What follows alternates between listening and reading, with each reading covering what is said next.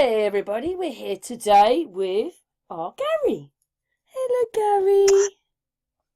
Gary or Galactic Gal, whatever suits you best, Karen. I mean, it's been a long time, hasn't it? I've been so busy, like with my my charity stuff, like it's been very difficult actually. I sort of it does take up a fair bit of my time. It's only volunteering, but I really quite enjoy it. And I meet some lovely people like down there, and we meet up tomorrow, Well, like down that's the very, down very at good of Woodbridge. you, Gary, isn't it? Because it's a charity Yeah. thing. It's a voluntary thing, isn't it?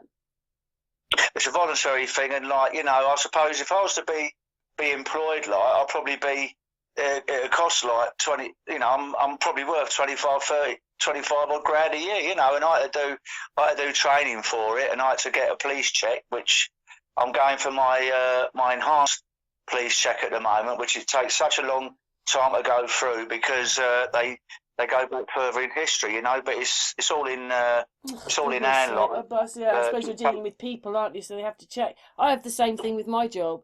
Even though I've got Yeah. one from one school, because it doesn't say the school I'm at, I've got to have another one. Well, what it basically is, you see, because you're sort of like dealing with people with end of life care, there's Yeah, some I'm dealing with despicable children, people out there. see. Yeah, Yeah. children are around me. Despicable people like that. You get some old girl on her deathbed, and they get, believe it or not, these things have happened where the carer has got her to change her will like the 11th hour or whatever. So now they're really stringent about checking people's past, like that they haven't got sort of like some skullduggery years back. All they're going to find with me like is a few motoring offences here and there. They're not going to find much with me, but yeah, I really enjoy it. But it does. So it's draining sometimes. But I see different people with various different issues. I think I can correspond with them because I've had both. Some people got mental health issues, other people have got physical.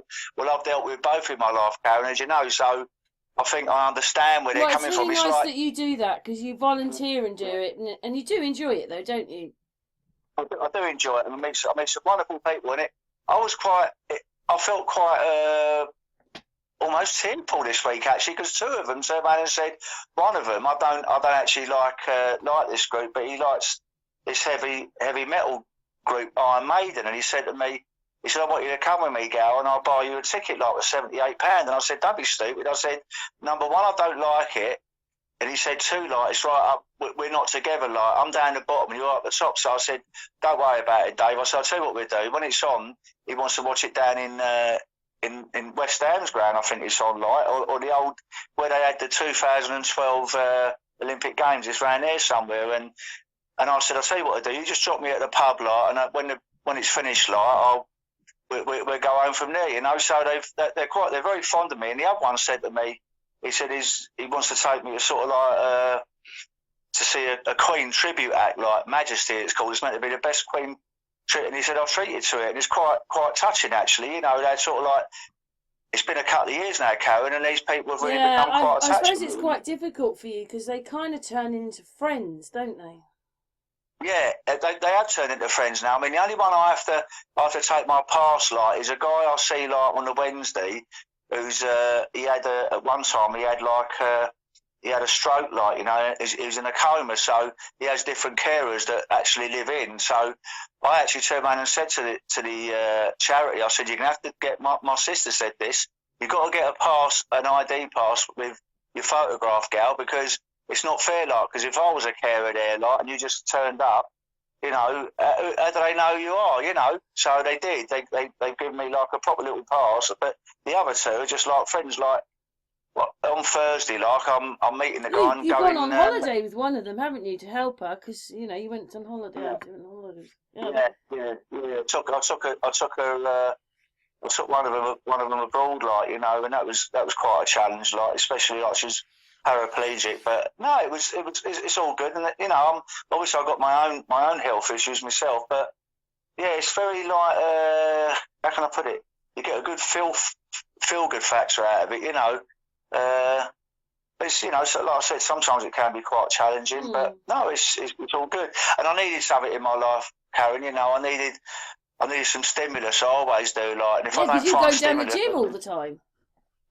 Well, I try and go down the gym because of my arthritis. Like, you know, it's so bad. I go down the gym and do a lot of stretching and stuff. You know, I can't really do much like what I used to do because of my various sort of like health issues. But I do try and keep as fit as humanly possible with what I've got. You know, I mean, I see a lot of people where I live. They tend to sort of like basically give up. To be honest with you, they just sort of like, you know, they don't sort of like get out much, and trouble is things start seizing up. Once that happens, you know, all your joints start seizing up. Before you know it, like, you know, boom, you're laid up and you can't go out if you wanted to. So I don't want that to happen, you know. Anyway, that's a little catch up on Gary's life. Yeah, I mean, what else been happening? Well, you know, I mean, obviously, like some of the subjects we're gonna talk about that have interested you in the last few weeks, aren't we? Yes. Let's just start, right? Because up on the screen is the Mandela effect. I just want to talk to them about this very thing because they're saying, oh, well, this person realised that it was a false memory that they had of Nelson Mandela dying in prison in the 1980s. But I saw it. I thought, you know what it is so much happens. Maybe you've got married, you've had kids, you just forget. And then you forget. Oh, hang on a second. So, yeah, in this article on the internet, what it's talking about is that they're saying that she has a false memory of Mandela dying in prison in the 1980s. But I saw that. But I said, we get married, we forget things. There's so many headlines you just don't remember. And then you forgot that he was made president, or whatever you want to call it, of Africa.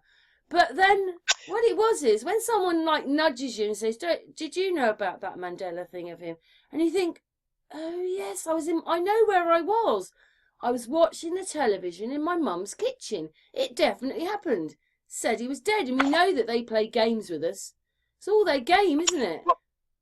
Well, we've actually progressed from this now, right, Karen, because we're a few years down the line, and one of my friends, like System Failure, like Mark, the Irish fella, like, you know, he had a good Mandela effect channel. I haven't seen him for a few years, but there's another geezer I watch now. His name's John Kerr, and he's from the States, and he's a preacher. He's been a preacher for 40 years now. I don't know if you know or any listeners know, but there's been a hell of a lot of Bible changes. The Bible is changing, and it's changing retroactively. Yeah, but you know what? I made a video about it. They're going to take the word church out. And you think, but church means the people. So why are they taking the people out? What, because nobody goes to church anymore? Yeah, well, this is what he's done. He's made a list of 10 questions to our sort of like 10 sort of like preachers. And they're relatively simple questions, and they're getting 10 wrong. And so basically, he's calculated the odds, and it's like 2 Google odds of being impossible to not get it wrong. A Google is 1 followed by 100 noughts, and that's 2. So basically, impossible. They're getting, put it this way, it would be like asking a driving examiner, right? 10 questions, relatively easy. You know, what comes after sort of like a red light or something, and all of them getting it wrong. Because when they were taught the Bible, you know, whenever it was, 30 years ago, 40 years ago, they said like the lion lays with a lamb. Well, now that's not in there anymore, and it's changing. We don't know. It's a supernatural event. The thing is, a lot of people like the naysayers like have been saying like, well, we need some positive proof. You know, we have one that they definitely did. We used to call them marathon bars. And in America, they were called Snickers. When I was 16, I saw them and I bought them. They were Snickers. And then we got Snickers. So they changed that one over okay. But it's like they do the same thing, but they don't tell you they've changed it. Yeah, sometimes they actually do change like name brands and whatever. But what we're saying is you can go and get a Bible out of your attic that's 100 years old, and you can turn around and say, well, I remember like it was saying like the lion lays with a lamb. And now it doesn't. It says the wolf. It says the wolf. How do they do it, Gary? Because there's an old map of America that's got every name of it's got every name of every country, like Paris, London, Berlin, places in the Middle East on this map, right? And they managed. Memphis is still there, but they managed to take most of them out. Or some of them are still there, but nobody realises. So they're able to do that. They're able to change that so that no one sort of remembers the change. It's incredible. And listen very quickly, right? I've got a video. It hasn't gone out yet. It's not my video. Someone put a post out. They were saying that 1771, it might be 1772, whoops, sorry, I'm not looking at it, is a false year. It never happened. And then they're saying, basically, what's happened is Jesus was born in 1752, whenever it was, 1751, 1752, and they've added hundreds of years. And I thought, I knew religion wasn't very old.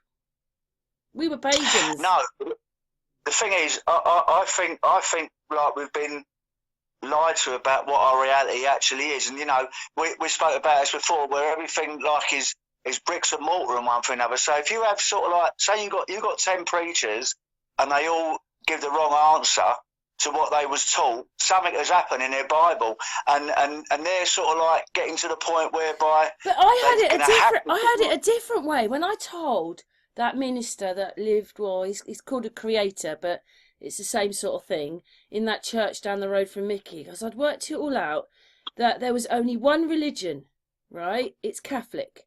And what they did was to make the other religions, or the part of the Catholic Church, but they changed where you got your sin from. So like Calvinist Protestants believed you always had your sin, it comes with you, whereas Catholics believe you get your sin when you come here.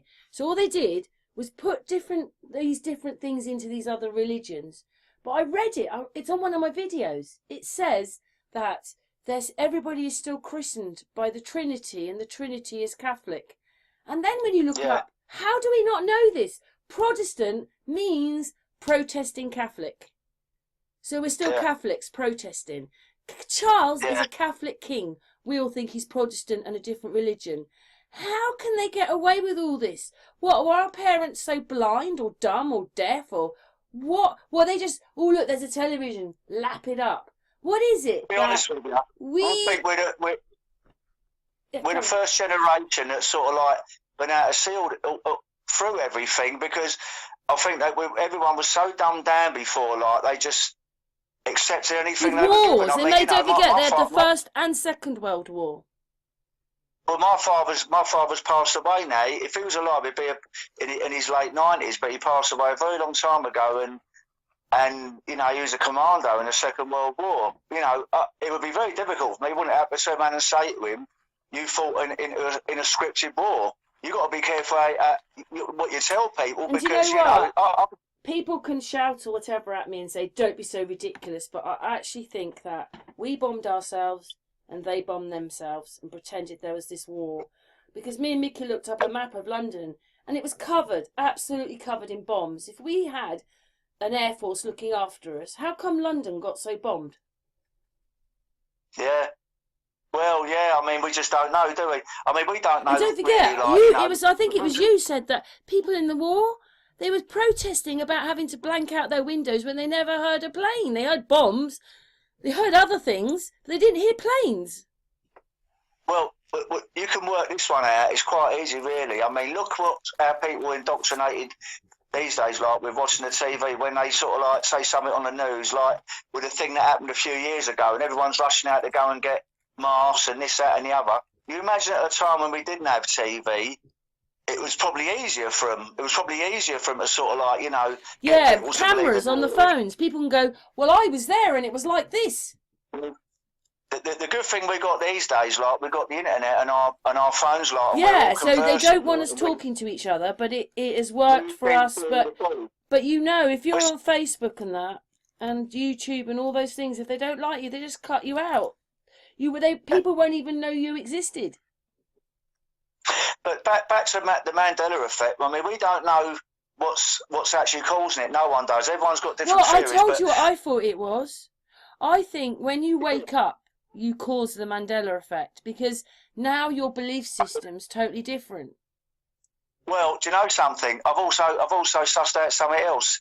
It tends to work a lot on people are not going to like what I'm going to say here, Karen, and I'm going to get a lot of people going to go, oh, to wring Gary's neck.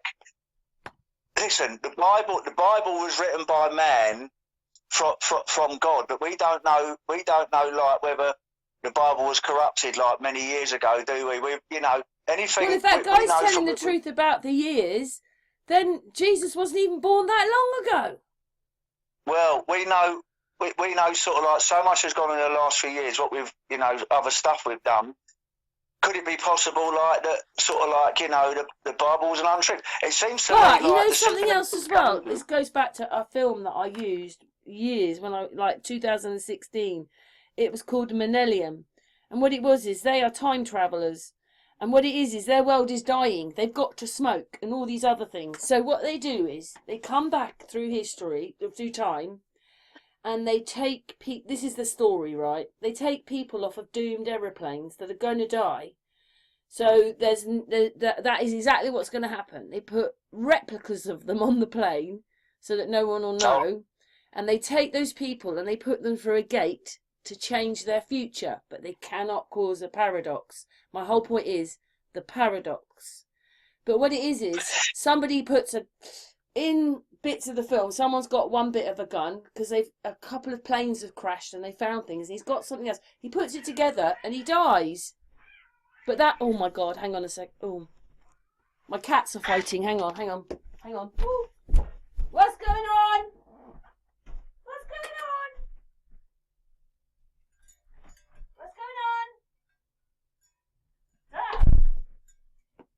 That was a bad one. Go and see the other cat off, whatever that was. I'm sorry, we're really going for it down there, whatever that was. So anyway, what I was saying was, if you was to choose any subject, right, you wanted to, and you got like 10 people that was sort of like very proficient at that subject, and they all got 10 questions wrong, you got to say something is wrong with this reality because it's inconceivable. That's part of that film. Listen, so basically, they cannot cause a paradox, and the man puts the two bits of gun together, and he causes a paradox. He dies, and then what that means is that now has changed the whole of the future, and it means their future doesn't exist because the paradox has happened. What I'm trying to say is, do you think these little paradoxes happen?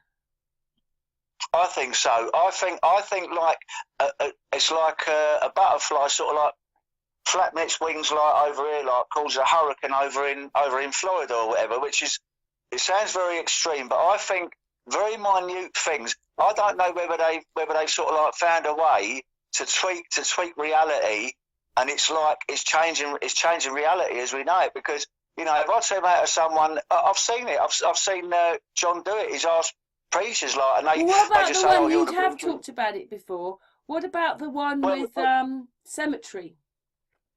Cemetery. Now the thing is, I remember when I first moved up here a few years ago. I got on a bus and I actually thought they spelt it wrong because I remember ARY at the end, and I thought, that the council have made a mistake, or sort of like the highways agency. But then I noticed it as soon as I got home, and I had chills down my spine because I looked it up and I see that it's spelt that way now, and I know for a fact, 100%.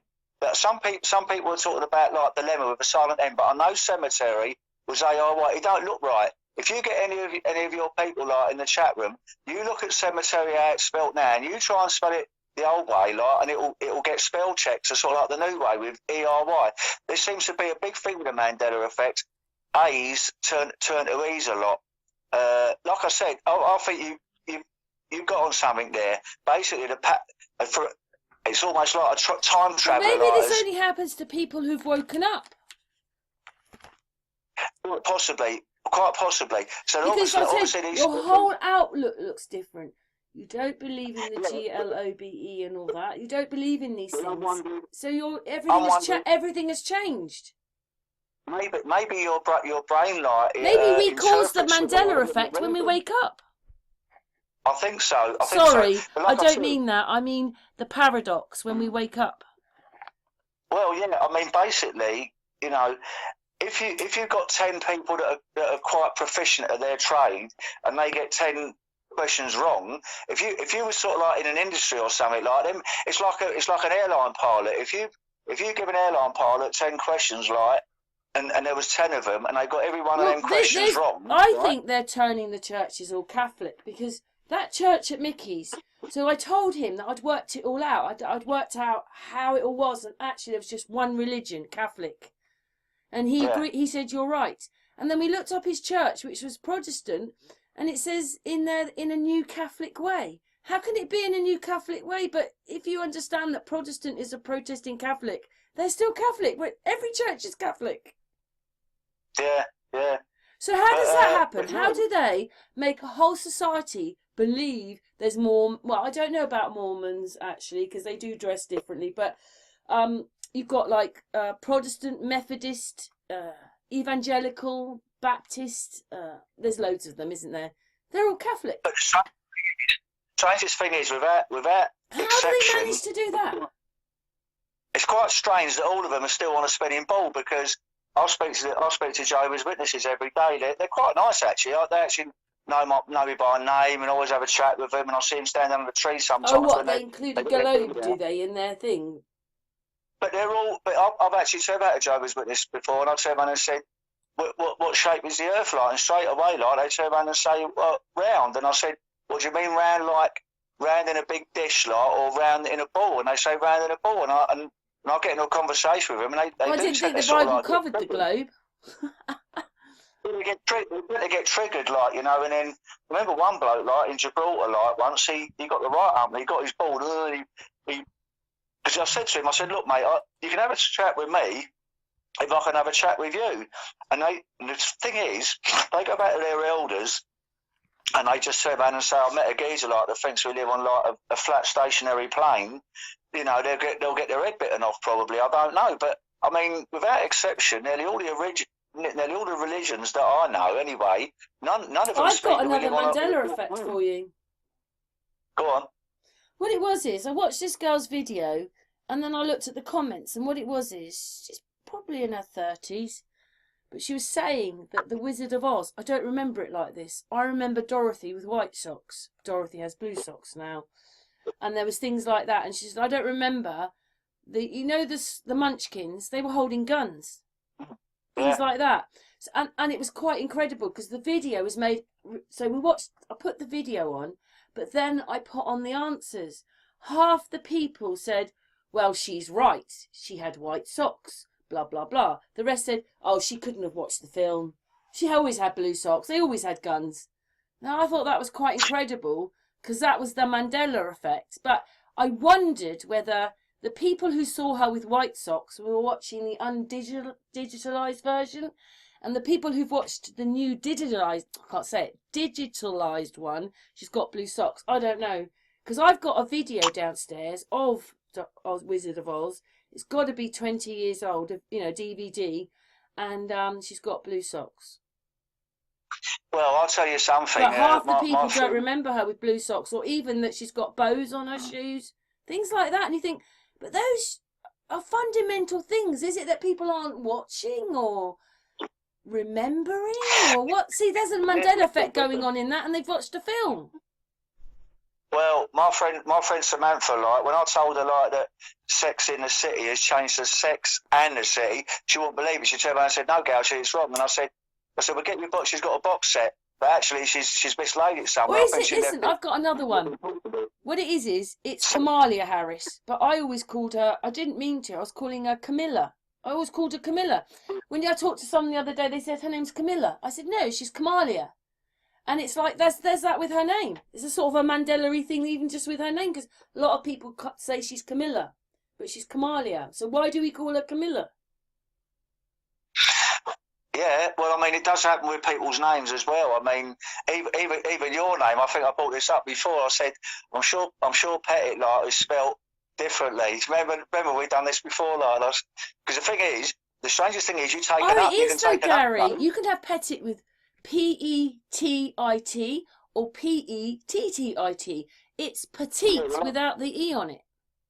Yeah, but when I was up in Great Yarmouth a couple of weeks ago, there was there's something called Petit's Fairground, and I looked at it, and I thought of that straight away. I thought, my God, you can spell it two different ways, but it's like Don Pettit, like the astronaut bloke. His name has changed as well, apparently. But it seems like people take an update as well, because they don't know themselves, and maybe they are NPCs. I And they just thought, go along with that the flow. film, how crazy that half the people said yes, she had white socks. No, they didn't have guns. And then there was a bit where the lion and they were all holding things. She said no, they were not holding a mallet. They were not holding an axe. Not an axe, something else. Another great big thing. And it's like, I don't remember that either, but it's probably in the video, but it's probably for a couple of, and then it's like, so she remembers, she says to Dorothy, fly my pretties, fly, when they're outside. And she said, she didn't say this, but when you go to the film, she said something different. And people are going, well, she's an idiot, this person. And then the others are going, no, I believe you, I saw it like you. How does that happen when half the people see it like this girl's saying, and the other half see it with the blue socks, the bow, the guns? How does all that happen? I notice it a lot with records that I know really well. I sometimes hear a record and I hear a verse in it, and I think to myself, that don't sound right. And then I think to myself, hang on a minute, I might have done several recordings of it. And I'll try and find the recording I originally sort of knew, and you can't seem to find it anymore. There might be a little verse in it. I'll just pick up on it all the time. Sometimes I do a lot of karaoke, especially when I go out to Great Yarmouth. And there's two dwarfs up there, in one of the pubs, and I always go up there. They're married together, actually, and when I go up there, I always do have a laugh and a joke, and I always do karaoke with them. And I noticed that I know you could turn around and say some karaoke records are done differently, but sometimes I hear on the radio, I'll hear a record on the radio, and I thought, out of my reality, that don't sound right. It sounds wrong. There's something in it that don't correspond with because I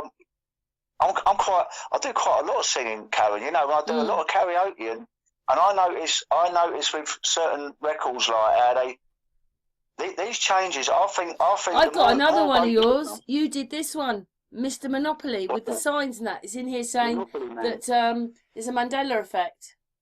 But do you remember with the pound signs? And I sent you a picture with the pound signs on it. Yeah. If you ask 100 people, did the Monopoly man have a monocle? Almost everyone's going to turn around and say yeah, and it's very surprising because in this reality, he's never had a monocle. He's never ever had a monocle. But there's some residue. Residue is something left over from the previous reality. Some people, there was a guy. I see a video with a guy. Had an old Monopoly set that had it with the monocle. No one else seems to have it, so it sometimes the old reality seems to bleed through. It's like you said, I think we're making our own reality, and because this is what they're terrified of, we're all becoming more. So basically, we haven't got the people from the future, but if we all wake up and our own reality changes because we realise we're not living in this reality like they say we are, then we've changed everything, and maybe that changes it for the future with future children, etc. Everybody will change a bit, maybe.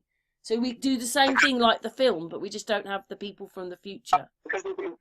Because we've been so dumbed down, they've let us believe that we haven't got any power. But I think. Look, we're looking at Mandela here.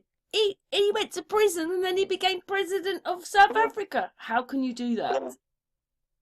I think one enlightened person like us is equivalent to probably sort of 20 or 30 of them. So the trouble is, this is what they're terrified of, is us getting together and I believe we can actually change reality. But you know what? In the old Mandela, he was still married to Winnie, whatever her name was, his wife. She got the money. The second one, he divorced her. She didn't get any money when he died. See, I don't remember him getting married again. No, he was married to Winnie, whatever her name was, his wife. And then when he was in prison, do you remember? She was there trying to get him out and everything. And then when he died the second time, he wasn't married to her. He divorced her, and she didn't get anything. But the first time, she got his money, and it did happen because I saw it on my mum's television. I just forgot. Yeah. But they love doing that to us. They don't want us to know what's really going on. And then you start you think, am I mad? Or that's what they want. They want you coming and going, and they don't want you to find the truth, which a lot of us have. I think we're co-creators, along with God, light, and the good angels. I think we're co-creators down here, and this is what they're terrified of. And we can create our own reality. Listen, Gary, only 30% of the public supposedly voted in our election, and that's what they're telling you it is. So it probably was much less. And if that's the case, that's a vote of no confidence. We've had enough. The thing is, like, they're two wings of the same plane, aren't they? They're all working for the banksters, so it doesn't matter who you vote for. I mean, I had people knock on my door. They're selected, not elected.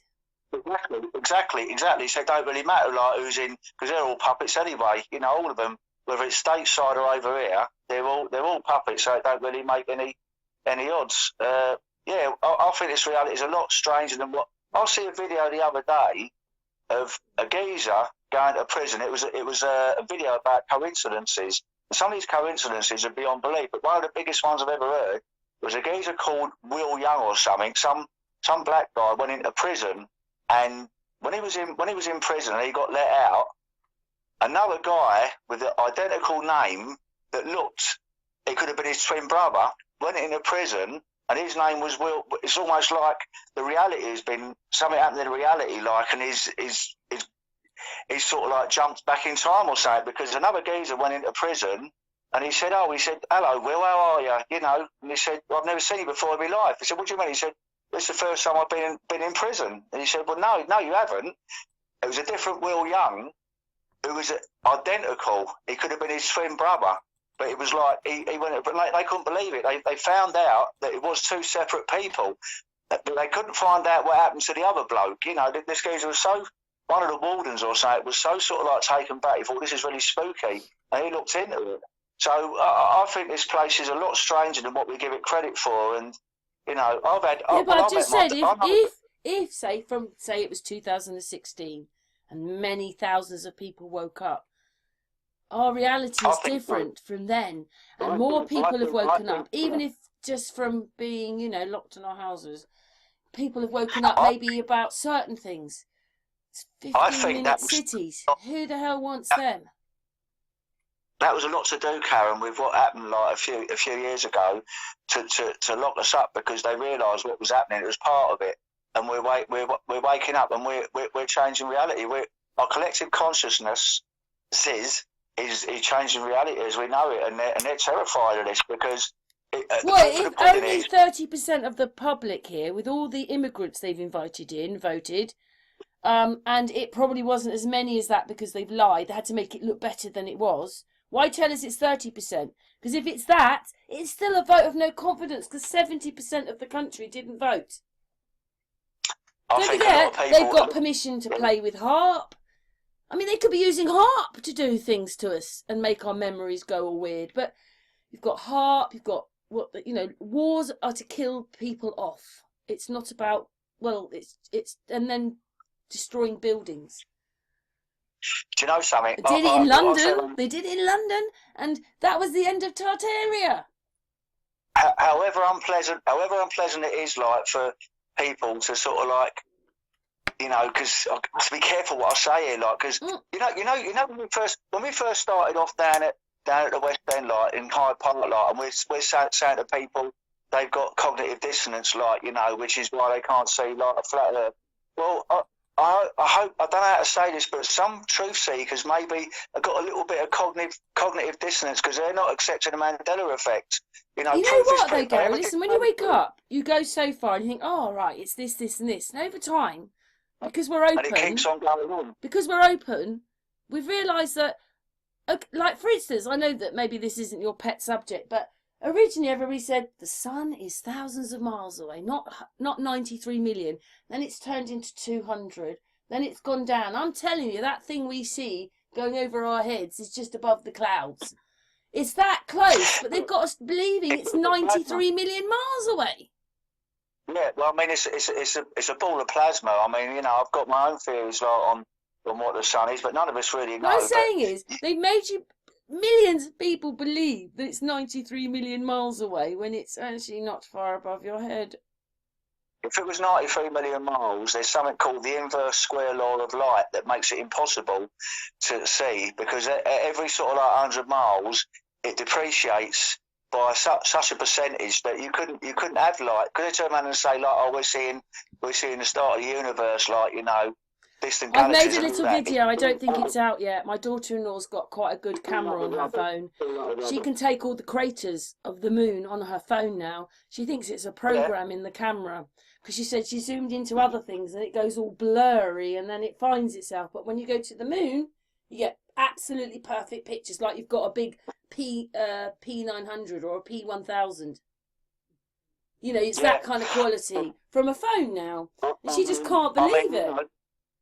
One of my big proofs, like when I used to be on the Global Eye tour, and I mean when I've done Cambridge, like, you know, with all the boys and the girls I may add, like, you know, and I was talking to a university professor, like, and I said to him, could you take me to your lab now, because I want to see you show me a gas pressure living next to a vacuum without solid separation, and his eyes glazed over. This is what happened to him, and I said, you know, you've got to show me. It's got to be demonstrable, repeatable, and measurable. If you take me in Gary, I made a video the other day. You will love this. It's not out yet. It's about a guy that Lisa Serini took some pic. She was drawing on the pavement, and she was drawing. Oh my God, I can't remember his name now.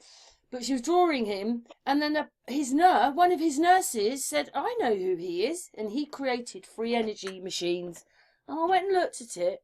And he tells you that he could make something that could levitate, and what it was is, in the vacuum, everything expanded. So there's absolutely no way astronauts can go to space or anything and be in a vacuum. They would expand like marshmallows. I've been saying, like, back in probably a lot before a lot of other people, like all the way. I remember I told you before, this is my specialist subject. I was 9 years old when the moon landings happened, and I said to my dad, like, I said that's done in the studio and all that. You know, I see it straight away, because when you're a kid, like, you sort of like can pick up on things. And I mean, the thing is, the more I started looking into it, I've actually got a video. It's on Telegram.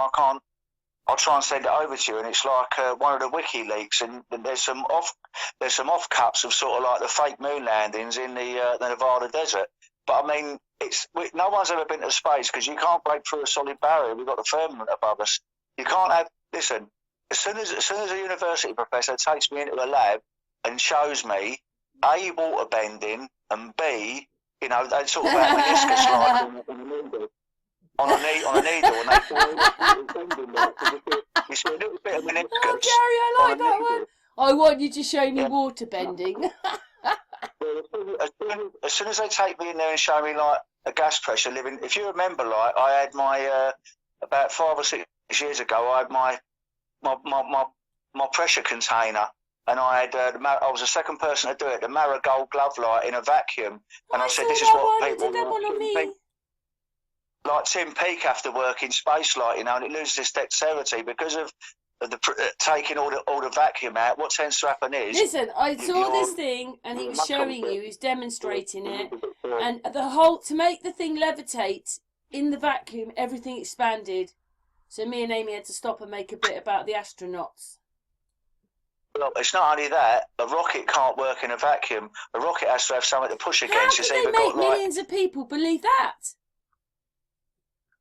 Because most people, no disrespect, like, they believe what they're told at school. They believe what their science teacher tells them, and no disrespect, the science teacher's just going by what he's been told in his textbooks. But if you notice a rocket taking off, it pushes against the ground, that's fine. When it's pushing against the air, that's fine also.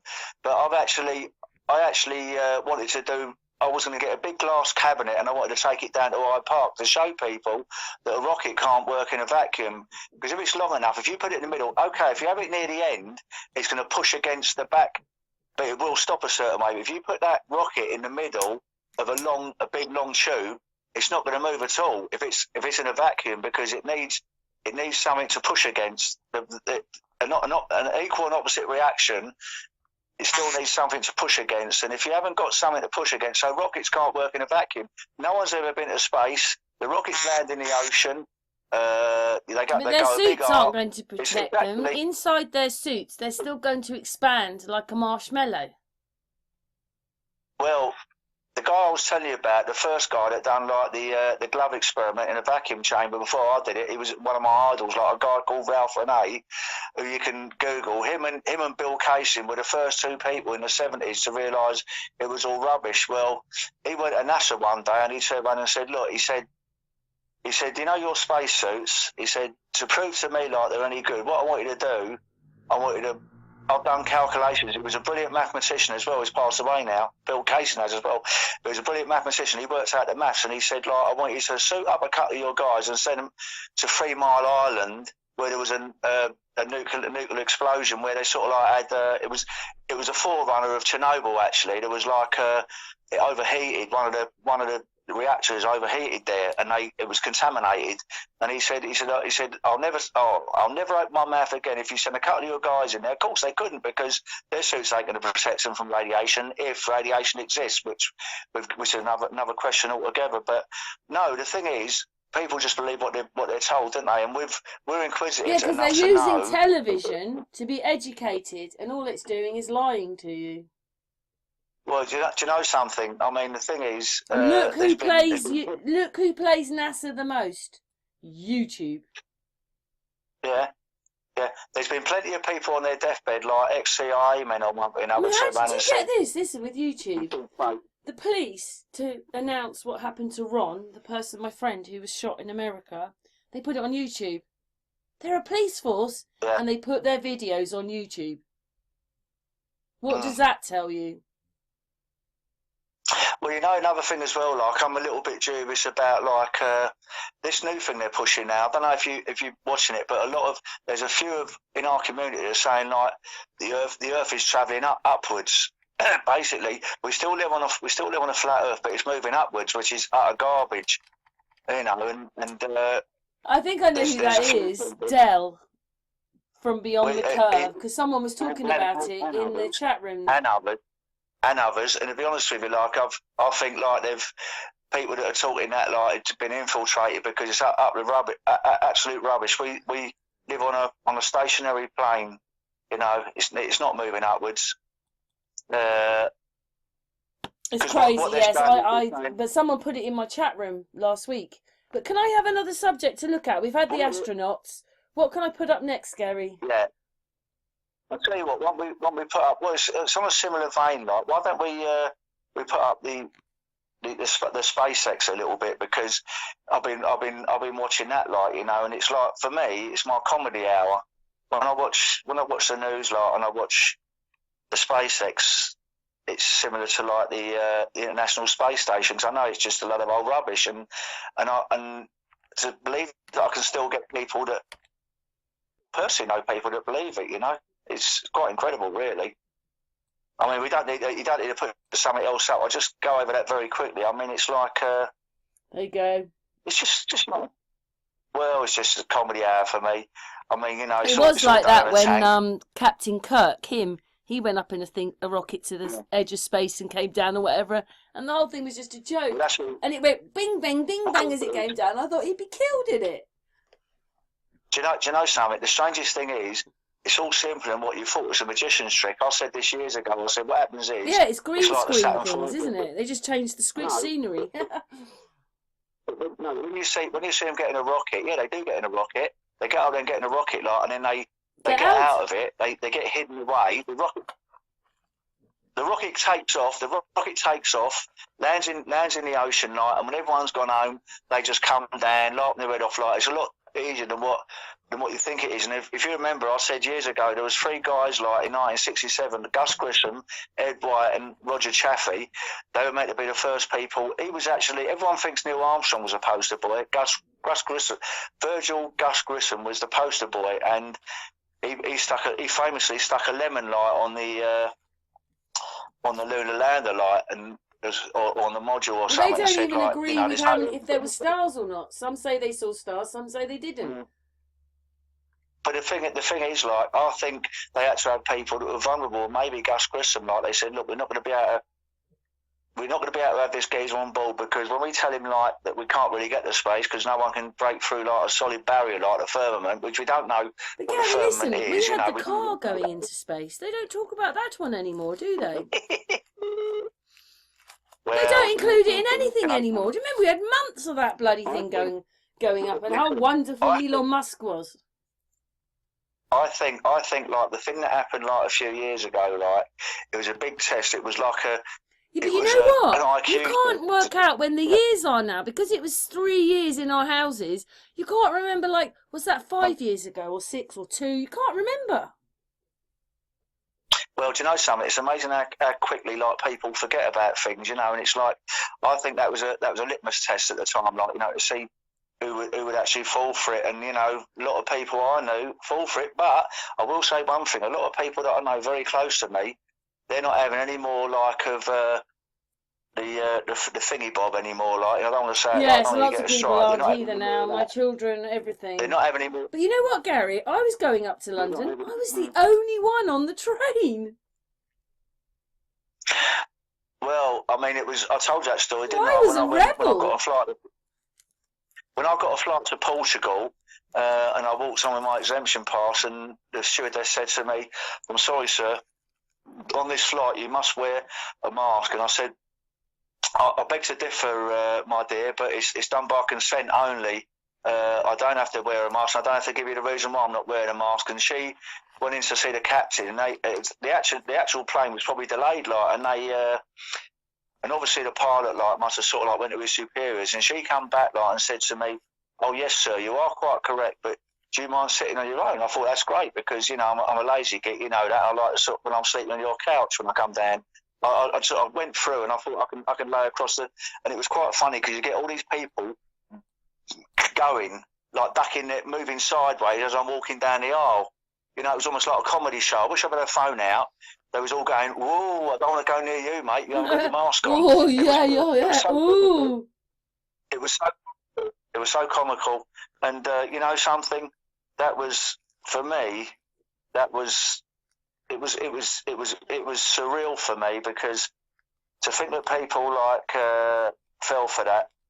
It was like the biggest confidence trick like ever played on humanity after the world was. I mean, the thing is, Karen, like I've always felt like this. If I actually thought like if I was the age, say I was like 25, 30, and they said to me like, "Oh, you know, you got to go to war. You're being conscripted." I'll turn around and say, "Well, you have to bang me up in prison, like, because I'm not going to kill anyone," because I knew from a very early age like what was going on, like, and there was a few people like running the show, and they're sort of like making money out of both sides and everything else. You know, you have to be very careful you tell this people, because I've actually got family members or close family members like they're in the military, and you know they never speak to me again, like, because these are very delicate subjects, all of these, you know. But you know we're a few years down the line, but imagine how many people have given their lives for their country, and that was exactly. That was supposed to be what happened, giving your life. Yeah, and you know, it's like, how do we know that? You know, when they're talking about all those battles in France, how do you not know they're going, well, this will kill 25 soldiers off. Just get them fighting in themselves. And all the fire and everything, they think they're fighting the Germans, but they're not. They're just fighting each other. That's what Jacob's Ladder was about. Except they had a pill to make them a bit more superhuman. But they started shooting it themselves, killing each other off, rather than the baddies. I mean, well, if you remember, back in the 60s, and I really admired him for it, like, Muhammad Ali got drafted, and they was gonna post him out to Vietnam, and he said, like, "I'm not doing it because I'm not going to kill my I don't have to be responsible and see sort of like my fellow human beings killed, and they stripped his titles away from him." And you know, he was one of the very few people that because he didn't do what the Romans wanted him to do. Well, yeah, I do notice every now and again, like, actors are given awards and they give them back. Yeah, it does happen. I mean, they probably ruin their career. They don't realise they've ruined their career now, but Yeah, but there was people around, you see. There was conscientious objectors in the First and Second World War, even before that, and some people got sort of like, you know, shot for cowardice and Yeah, but things don't like that. forget, the war for them has been a great big movie. They've made millions of films out of that war. Yeah, made millions of films, but at the time, what you got to remember, like a lot of the elite families like made money out of it. I mean, in the Second World War, Prescott Bush, who's still alive today, George Bush, like, who's still alive, the young one, his grandfather, he had sort of like metal, he had steel like foundries and all that, and he sold Hitler, like, even during the war, like loads of steel. It's all corrupt. How comes the geezer but never got because done for it's all treason? one system, they can do that. And you know what?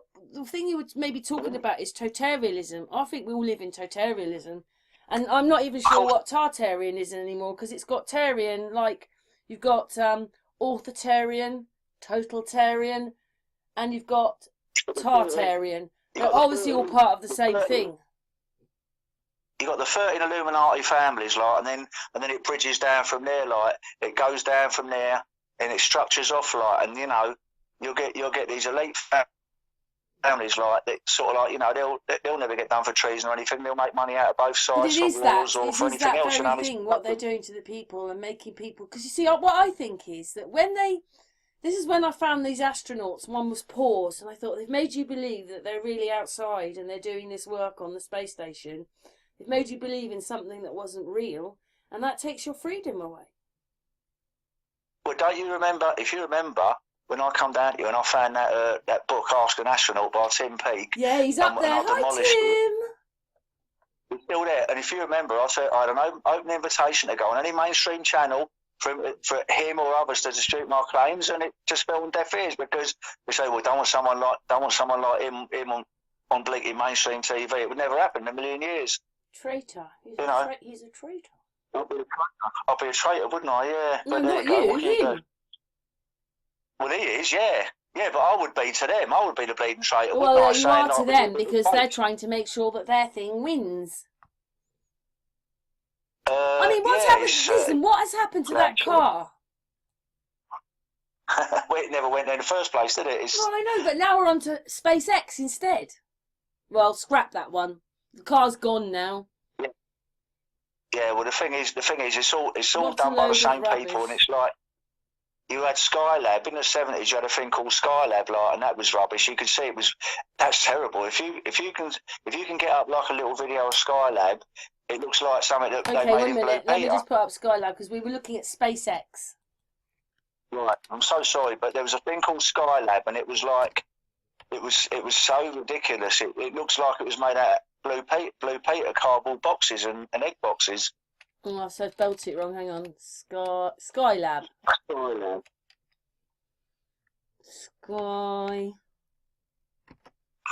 Skylab. I can't see the flipping keys. That's it. Skylab. Okay, what does Skylab now? It looks like a cardboard box, doesn't it? Oh my God! You know, that's it. Oh my God! What else can you say? It's a terrible dilemma, Karen. It's a terrible dilemma. Like when I'm 64 now, but it's a terrible dilemma. Like when you're a kid and you can see all these things, like, and everyone else like is going, "Wow, look, we're in space," and one thing and another. You know, it's all rubbish. It's because there was a time when I felt like I was on my own, and of course now I've got my tribe. Now I've got thousands of people around the world like that think the same as me, and you know, if I've done my little bit to sort of like enlighten them about what I knew, because obviously like at my age, living through it and actually seeing like. I'm looking at these pictures now, Skylab, and they're over clouds. And I made a video a few months ago about this high altitude balloon that went up to 30 miles up. Those clouds are closer, so they're not even 30 miles up. And that's real, because don't forget, they can, you know, this AI thing, right, it started a long time ago. It started in books. I made another video about that. AI has been around for maybe hundreds of years. And with CGI and all that, they can just insert the plane into the fake footage, or the Skylab into the fake footage, and make people believe that they're looking at clouds that are hundreds of miles away, when they're not. Skylab was probably done like in a studio somewhere. I very much doubt whether they had the technology then to sort of like what they do with the Well, they did ISS, in a like in a way, big water because tank. they made you believe that they were up in space. Not you. They didn't make you believe, but they made people believe that they were up in space. Do you know something? Me and my mate was talking about this the other day, and we were saying, like, with regards, like, to the ISS, can you imagine, like, these ones that have been up there, like, for 6 months or whatever, like, how stinky it becomes, because they haven't got proper showers or whatever, so it's like, it's the hygiene of it, you know. Oh, here's a Skylab bath here. There's a man having a shower in the Skylab. Yeah, then it looks so ridiculous, doesn't it? He's got like a great big, it's not a bag, but it's like a barrel bag. It's the shape of a barrel, and he's got that around him. But you know what? Like I said, because molecules of water can leave that thing, and because there's so many wires in the ISS space station, these little globbles of water will go into the wires and fuse everything. It's not Earth. Do you know something? If you look at the ISS, like, I mean, I've showed photographs, like, to people that are electricians, and they all turn around and say, like, the guy that wired it was the worst electrician in the world. There's all wires everywhere. I mean, you would not have them walking around all those wires. But you know what that's for, don't you? That's to make you believe that it's some amazing thing when it isn't. It's just a bunch of stupid wires. No. I actually think what it is, it's to show people like us, look what we can do, and they still don't get it. We can have this vehicle. And like, most people don't notice all the cameras they've got set up are just to film them making their fake things. Yeah, well, the thing is, I think what it is, like, and I always say this, like, I always say it, I say they make it as ridiculous as possible, like the thing that happened. It's like, for people like us to turn around, they say, no, look what we can do, and they still don't get it. You know, that's basically what it is. Because the thing is, the whole point of all of it is to frighten us all the time. Well, make us believe in things that aren't real, and frighten us most of the time. Electric is water's a very good conductor of electricity. Like, you know, I know a lot about my electrics. They should be fried, shouldn't they? Well, at the end of the day, like, you can't mix. Everyone knows you can't mix sort of like water with. It was okay till we got our mobile phones, because, you know, even on a mobile phone, on a video, I can zoom in on it. I can see things that I can do on my phone. So they were stupid to think that we wouldn't notice all the globules of water floating around the ISS space station while they're making their fake little videos. And they've got their hair, and the women have got their hair all back brushed. It's pathetic. Like I said to you, Karen, what it's all about, it's like, I think it's more to show us, like, the stupidity of the general public, and they just believe it. I mean, you know, you'll speak to people in the street. Many people don't believe in it now. Yeah, I think more and more people are starting up. I've noticed. And why aren't people angry when we're, you know, they're not even talking about the recession that we're in right now, that they're spending millions and millions of pounds every day on something they're not really doing, obviously taking the money and using it for other things. But NASA's a big studio where they're filming it all. The BBC and them make all our programmes. It's all rubbish, isn't it? Because it's all factual banking. How come people aren't angry? We're in a place where, you know, like, I'm not being horrible or biased, but, you know, people are telling me that immigrants get asked, they get given £1,000 to come here, and then they get this and this and this. So it's all just bananas. The whole thing. It's just, the people living here are poorer than the people coming in. I suppose the only thing you can sort of like say is really, like, you know, that thank God, like, that a lot of people now are waking up, like, you know. But the strangest thing is they still won't let go. To help us. They won't let go. They won't let go of a spinning ball in space, though. That is the one last thing to go for a lot of people. It's. Do you know what? It is hard though, because you start off in this sort of globe place that you've got football teams, they've got colours. Oh, I like that blue team. Oh, I like that red team. And what it is this is the hard thing for people because we're so programmed with all that. You've got to let go. There are no football teams in your life anymore. There is no this blue or red team. There's no colour thing anymore because everybody's associating that team with that colour, and there's none of that anymore.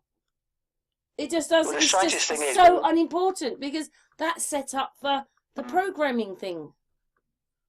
Well, one of my compassionate neighbours is a mad Man United supporter, and he phoned me up earlier and he said, "Oh, Gal, you won yesterday, like you hammered us like 3-0." And I thought, no, I didn't win, and I don't support. I followed Spurs like years ago, and I still like watch a little bit of football because I enjoy it. But I know the ridiculousness of it, like because it's you got 11 sort of like 11 geezers like on each side. They're paid like exorbitant amounts of money. Oh, I'll give you a little thing. Like one of my other compassionate neighbours. This is how things have changed. Right, we was watching some footage of George Best in 1968. Right, now we worked out how much he was paid. The most he was ever paid in 1968 was £1,000 a week, which.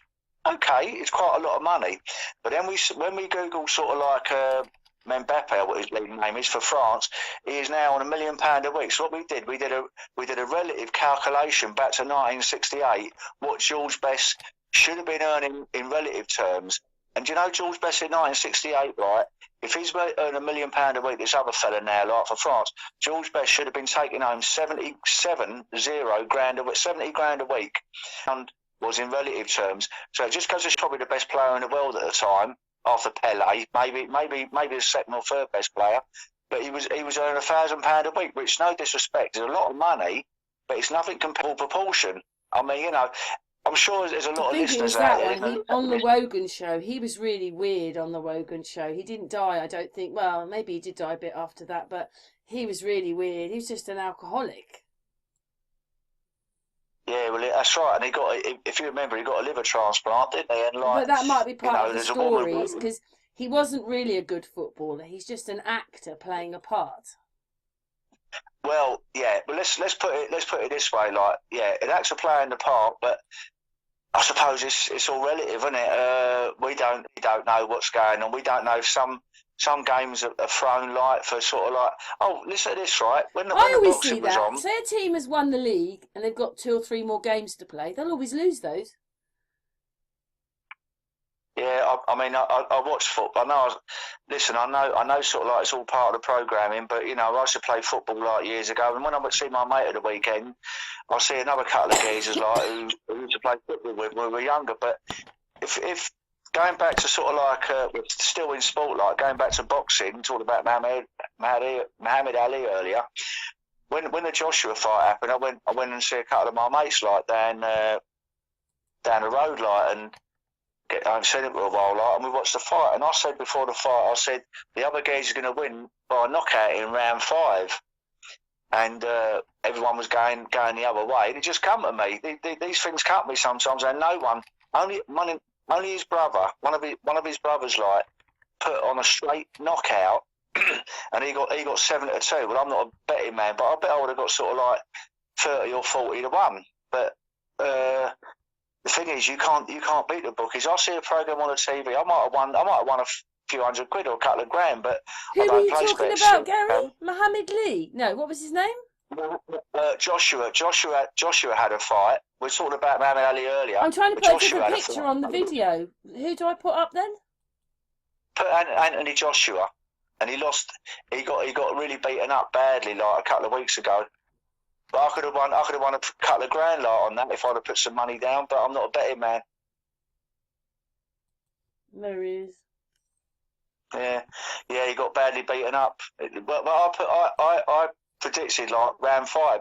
I'll tell you something about betting as well. I see a program, and what it was, they done this at Cambridge or Oxford University. They do some good things at universities, and they did a survey on like that. Now a lot of people out there that bet are not going to like what I'm going to say here.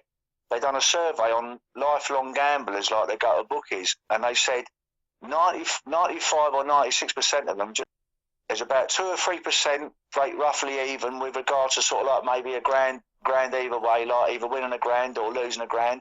And then the 1% that make money, they have to put it in the same bracket like a lottery winners, because they have to put it in the same bracket. They're probably never going to a bookies. Now, I've actually turned around to people and I've said to them, like, you know, if I stood outside the bookies and I said to them, excuse me, mate, do you realise that, you know, if you gamble all your life, the best you can hope for is probably to break even. They don't like hearing that. And I've done it. I've tried it on people.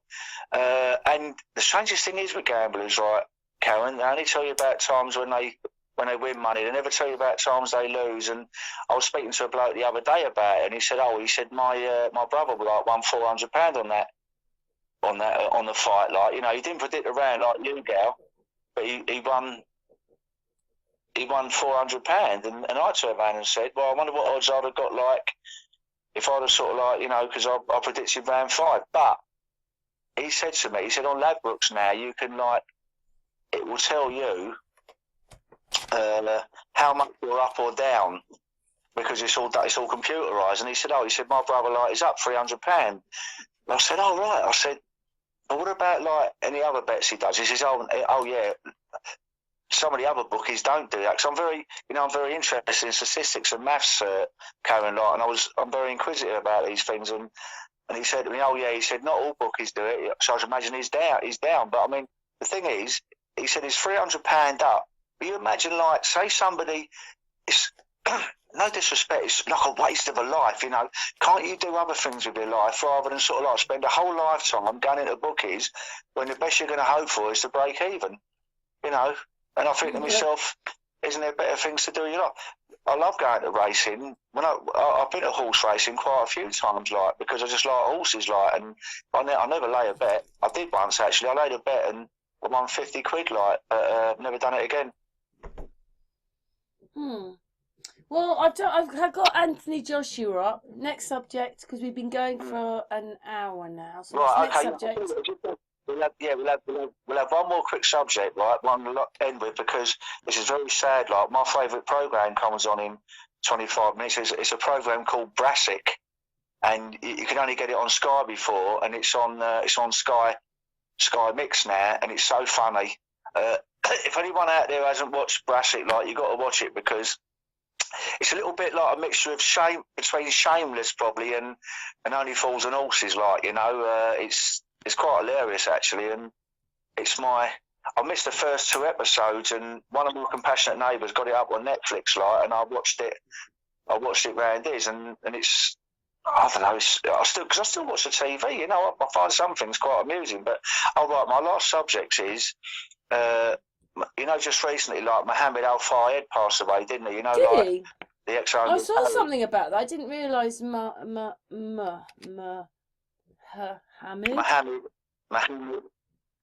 Al Fayed. Whoops.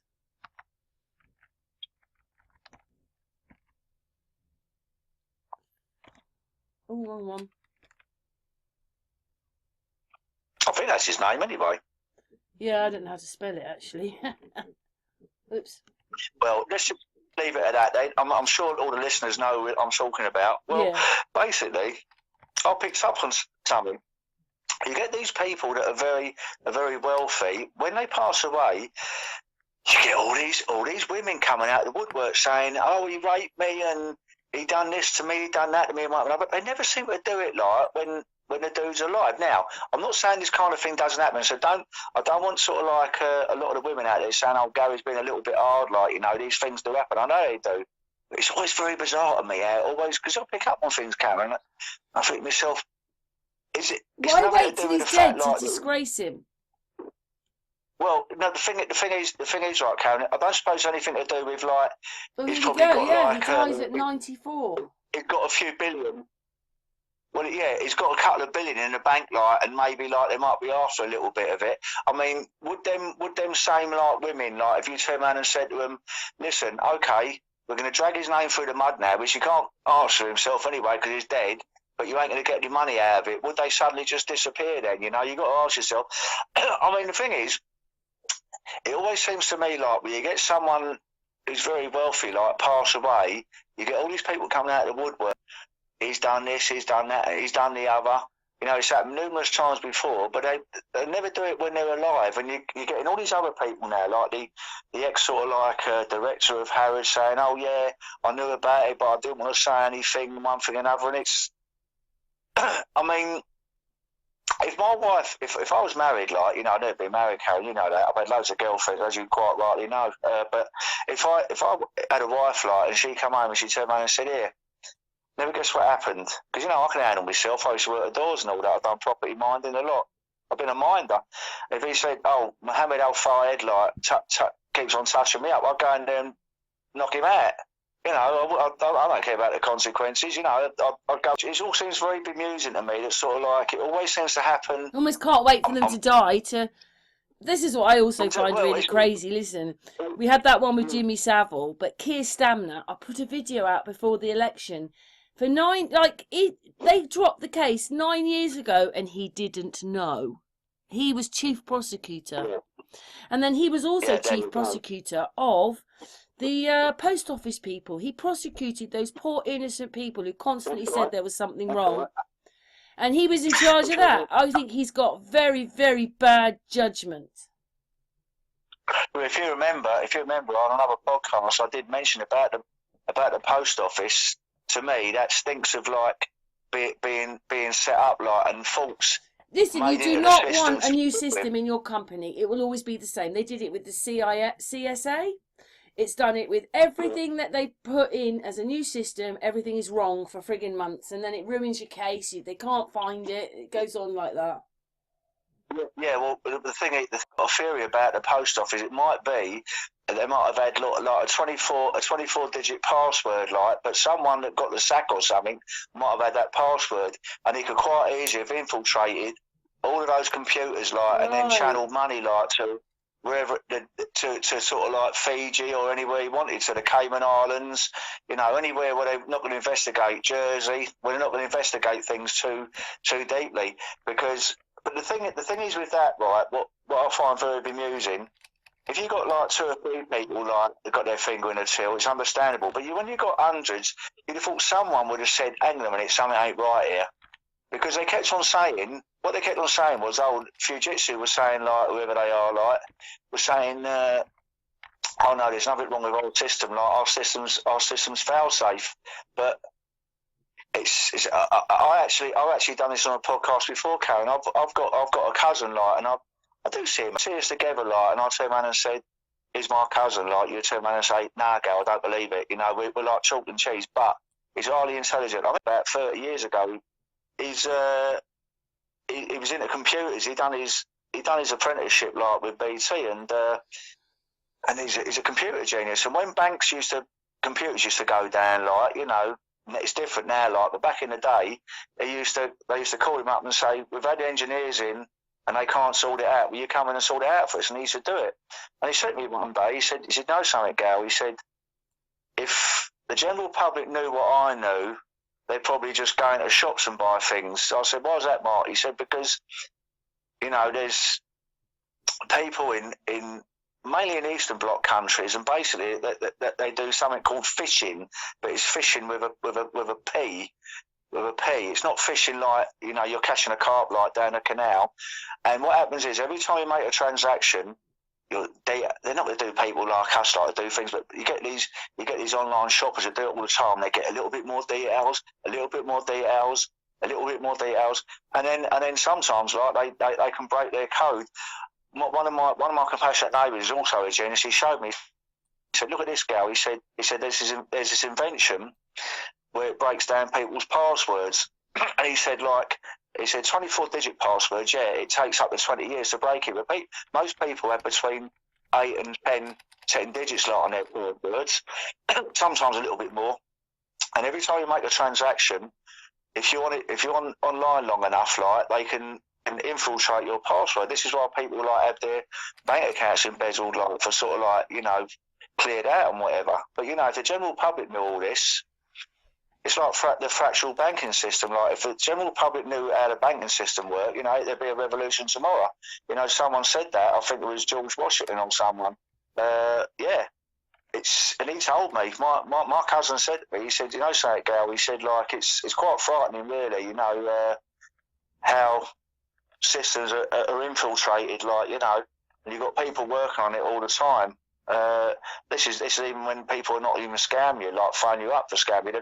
Every time you make a transaction, like they're saying, "Oh look," but you know you've got to be online long enough. But most people are quite sensible now, and it can take sort of like, you know, 20 minutes or something, or half hour to break someone's password down. But it does happen, and he showed me on YouTube, like, you know, the compassionate neighbour showed me passwords being broken down. Of course, the more numbers you get, the harder it gets. I mean, if you got sort of like a 15 digit password, or 20-digit password, or 24, it takes, the guy said it can take up, 20 years to do, so it's out of the question. But when you got, like, some people have got very small passwords, you know, and if you're online long enough, so basically folks out there, don't spend loads of time when you're buy things as quick as you can, like, and don't sort of like linger, you know, because there's unsavoury characters out there trying to sort of like break your password down. But no, we're going off on a tangent a little bit, like I usually do, Karen. Yeah, basically, with regards to Mohammed Al Fayed, you know, you got, there's loads. There's not just one or two. Like, there's like scores and scores of women like coming out now, and you know, listen, maybe some of it is genuine. Maybe it's all genuine. It just seems a bit suspicious, like that. When any time someone dies that's got, it always seems to be some of a load of money. Like, it's not like a geezer like Fred the Dustman, is it? Like, you know, because he ain't got nothing. You know, it's someone like that has loads of money, and you get all the people come out of the woodwork like wanting a slice of the cake. You know. So I've just showed on there that basically all those poor people that were prosecuted by the post office or Keir Stabler, and there he is in the House of Commons 8 months ago denying that he had any part of it or didn't know, when actually it's his office that's possible had been doing it since the 1990s. But they have a new system in which has done it. It's just disgusting. I just couldn't see why you'd want him. In fact, someone I know says that no one wanted him. Well, the way I look at that post office thing, someone at the CPS, because do you know something, like, no disrespect, like, some of these people, like, do you think that might have happened? But then wouldn't they have brandished that person and they're going to prison and they caused it all? I find people that they might be highly intelligent in their subject, but they've got no common sense.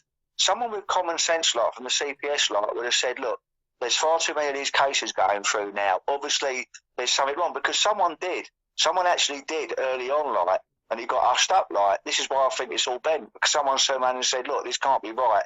There must be a fault with the computer system. Don't forget, they want our life as hell.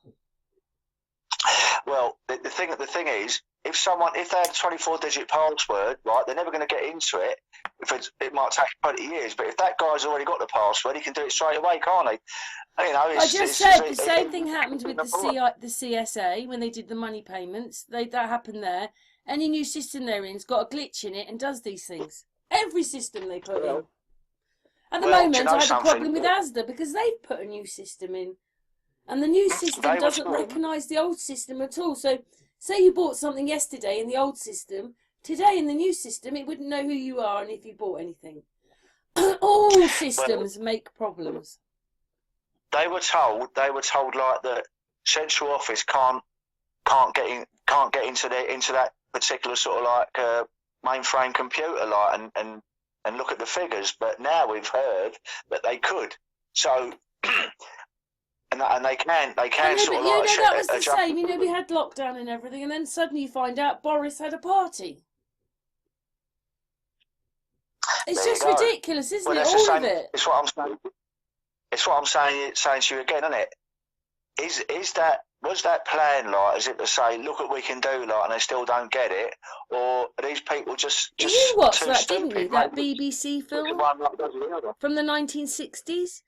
When that guy's being interviewed and basically goes in and they start telling him things and he's a bit like, well, and they said, well, we bugged you, so we know you had an affair. And then he gets taken to this room and they say, see all this? This is 3 years' times news, rockets and nuclear explosions. And he's going, how can you do this? He goes, I know how you can do it because We can't go there to substantiate what you're saying.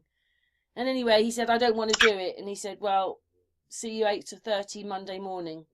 Because you can get out of it, because otherwise they'll tell his wife that he had an affair. And it's a film. But they told you in 1967 what they were doing.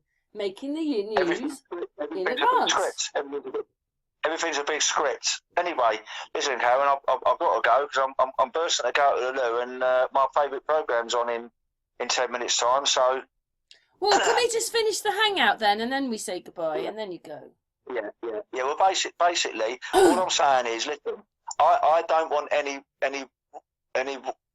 women listeners out there to think I'm being a little bit harsh, but it just seems like that anytime someone passes away, why don't they do it beforehand? Because they said like he had so much power.